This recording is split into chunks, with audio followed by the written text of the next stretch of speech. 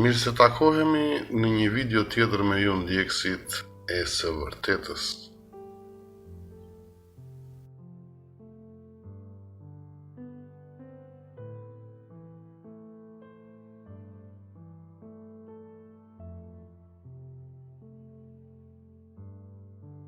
Zeus, perëndia e qiellit. Si hyjnia kryesore, Zeusi konsiderohet sundimtari, mbrojtësi dhe babai i të gjithë perëndive dhe njerëzve. Zeusi përfaqësohet nga simbole të tilla si rrufea dhe shqiponja, i njohur në kohët e sotme si mitologji greke.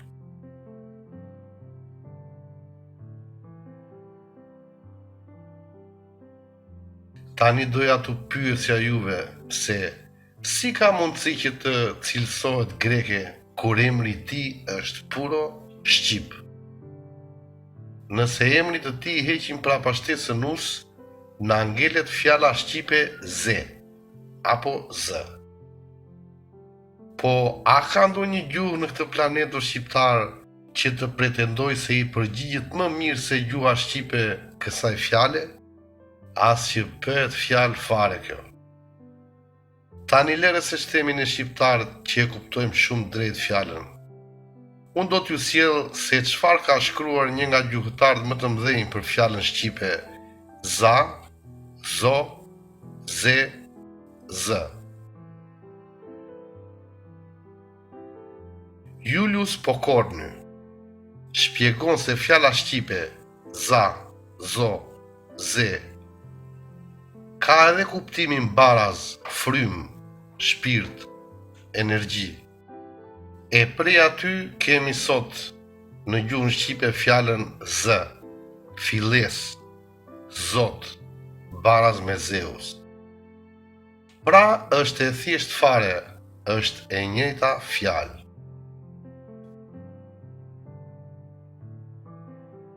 Pra çështja ka marrë fund me kohë për sa i përket emrit të Zotit të qiellit, Zeus. Tani ç'të diskutojmë më kot.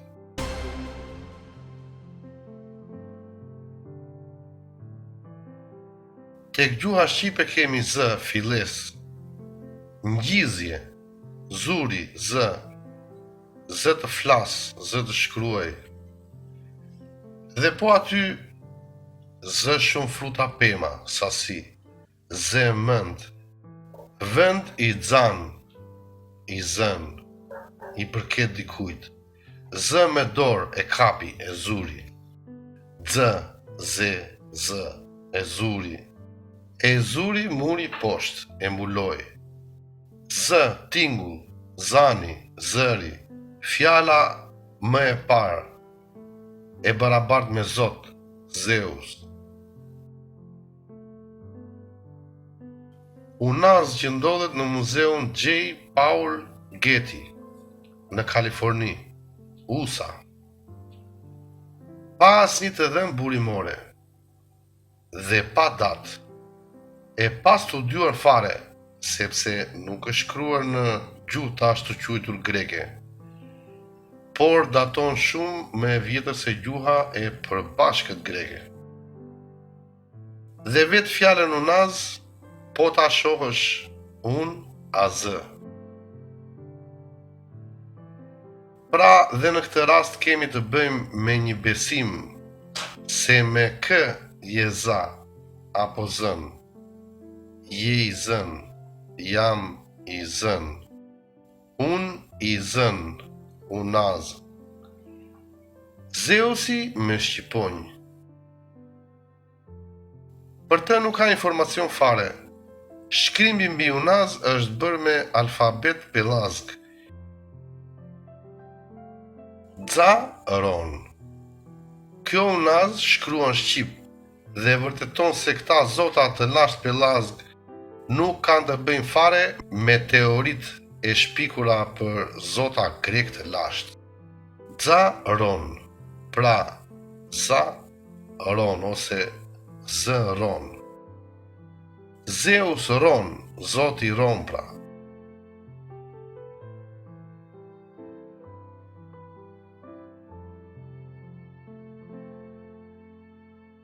Zeus e barapart me Zeus, shkruar në gjuhën shqipe të lashtë të fisteve pelazge. Gjuha greke vetmi ajo Zeusin e quan Zefs. Një portret i Zeusit. Shumica studiuesve pajtohen se kjo monedhë është prerë pas vitit 350 para Krishtit. Megjithatë, disa e lidhin atë me aktivitetet e mbretit të Epirit, Aleksandri i Molos. Pra, a duhet diskutuar që nuk është shqip kjo? Ne jemi të vetmit banor që jetuan dhe jetojnë akoma këtu, dhe lexojmë këto monedha në gjuhën në të cilën janë shkruar.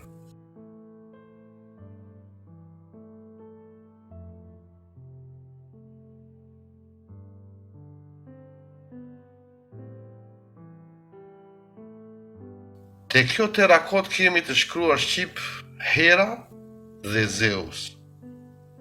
Ajo që vlen të përmendet është se në këtë terakot shohim të shkruar pastër në gjuhën shqipe emrin e perëndeshës Hera, plus Zeusin aty. Duke patur parasysh se në gjuhën e stisur greke, shkronja H është e barabart me I, ita.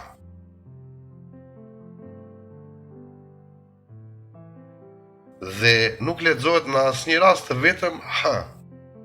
Këtë emërtim të lashtë sa vet jeta, gjuha greke do e lexonte Iera, Ira dhe jo Hera, siç dihet e njihet botërisht emri i kësaj perëndeshe pelazge.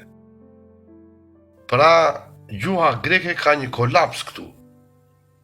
Dhe në asnjë mënyrë nuk është shkruar kjo në greqisht, siç pretendohet.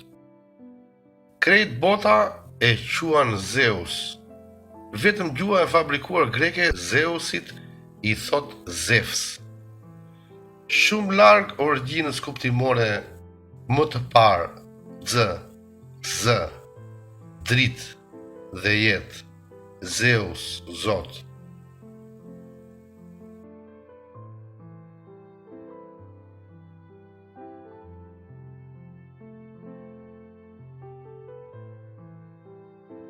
Zeusi në lashtësi është quajtur me shumë biemra dhe një nga këto është Zeus Sbelsourdos ose Zeus Surdh.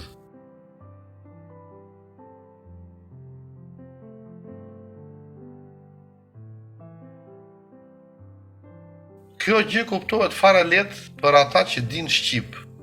Por këtë gjë na e vërteton dhe studiuesi i madh Frank Nopska, i cili thot: "Ky hy është zoti i stuhisë së shqiptarëve modern dhe tregon veçori trake."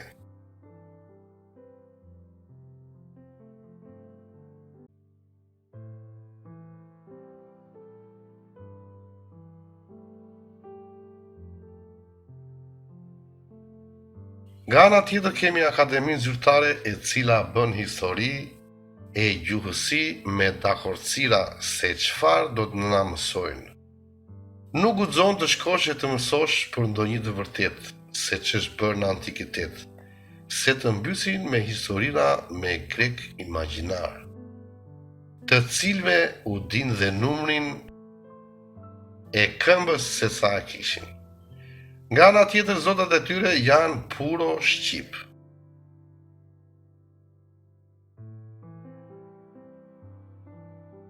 Akademitë zyrtare fshehin faktin se gjuha që sot quhet arbitrarisht greqisht e lashtë ishte një koine falso, u dakordsua e gjithë bota e atëhershme se do të përdorej kjo gjuhë tekniko-religionare, për arsye që dokumentat të njiheshin anemban, si ato religionare, ashtu edhe ato gjyqësore. Kontratat midis palëve të tregtarëve e kështu me radhë.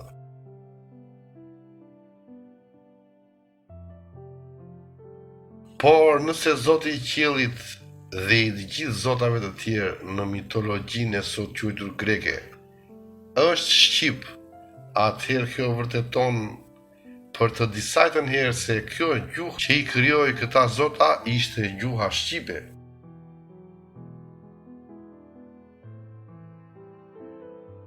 Është e kohë të përsërisim se jati i Zeusit quhej Kron. Kron ashtu fiksi në gjuhën shqipe, akoma dhe sot. Pa Kronin nuk ka jetë, nuk ka as lumenjë, sepse lumenjt pa Kronin do të thashin. Pra, cikli i jetës në tokë.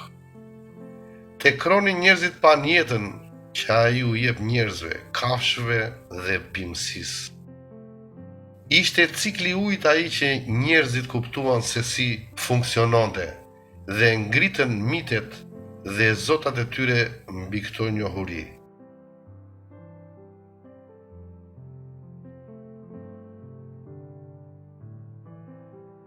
Mitologjia greke është deformuar në shumë pika për ta servirur si greke. Kronos e lidhin me greqishten kohë, por ajo prap se prap pozon tek fjala shqipe ron. Buron e të çon vet prap tek fjala kron.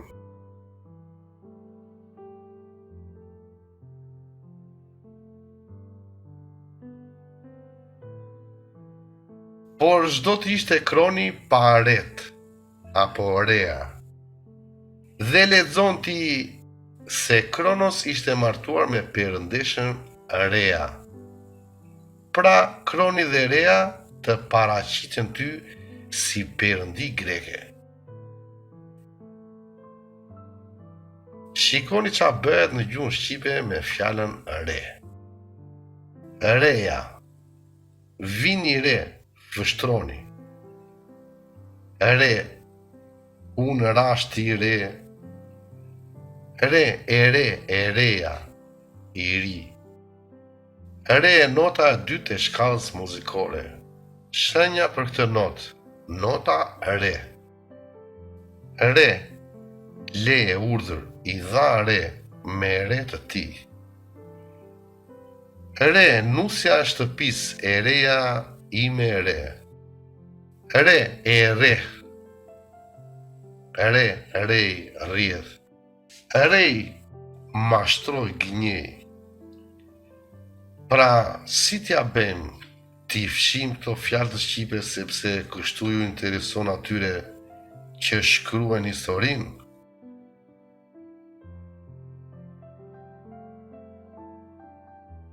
Vëllai i Zeusit ishte Hades. Po a ka ndonjë gjuhë në këtë planetë shqiptar që thot për të vdekurit që shkojnë në botën tjetër? Po ha dhe tani për dikë që e kanë dashur të vdekur.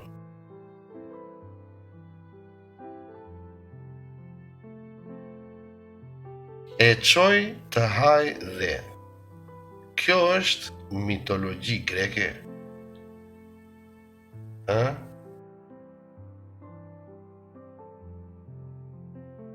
Vëllai tjetër i Zeusit, Poseidoni. Po a ka ndonjë gjuhë prapë në këtë planet që të shprehet Poseidon qefi? Poseidon qefi. Po nëse atë nuk e respekton, ai bëhet dëm. Dhe kur ke fuqi të madhe, ajo mund të kthehet shumë lehtë në dëm. Kur ai don, pra ky Poseidon,